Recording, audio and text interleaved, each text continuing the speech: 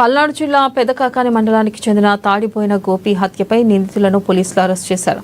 హత్య చేసిన ముగ్గురు నిందితులు షేక్ రియా, షేక్ ఇమ్రాన్, షేక్ ఖాజా మొహిద్దీన్ అనే వ్యక్తులను అరెస్ట్ చేశారు. ఈ సందర్భంగా చిలకలూరిపేట రూరల్ పోలీస్ స్టేషన్లో డీఎస్పీ మీడియా ముందు వివరాలు వెల్లడించారు. ఈ కేసులో ఎటువంటి ఆధారాలు లేకపోయినా ఎంతో చాకచక్యంగా కేసును ఛేదించిన rural inspector B Subbarayudu, SI Sivaramakrishna, ASI Subbarao, Rosibabu వారి సిబ్బందిని జిల్లా ఎస్పీ అభినందించారు.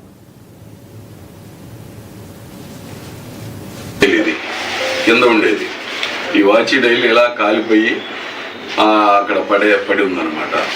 సో ఇది ఏంటా అని చెప్పి అనుమానం వచ్చి తీసి దాన్ని చూస్తే ఏంటో వాచి డైలీ లాగా ఉంది. వాచ్ అంతా కాలిపోయింది కదా, పైన అంతా కూడా ఇది ప్లాస్టిక్ పీస్ ఉంది, అది కాలిపోయింది.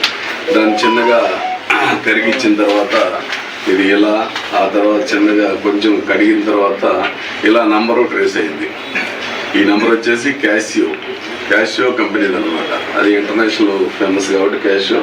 సో దీని ద్వారా మనకేమైనా వర్కౌట్ అవుతుందని మా వాడికి అనుమానం వచ్చి వెంటనే ఈ క్యాషియో కంపెనీ హెడ్ క్వార్టర్ గురుగావ్లో ఉంది.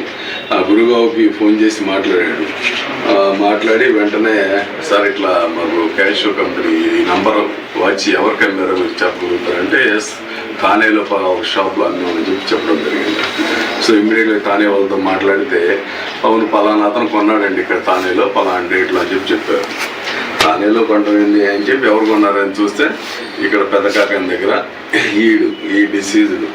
సో పేరు వచ్చింది ఇమ్మీడియట్గా పెదకాక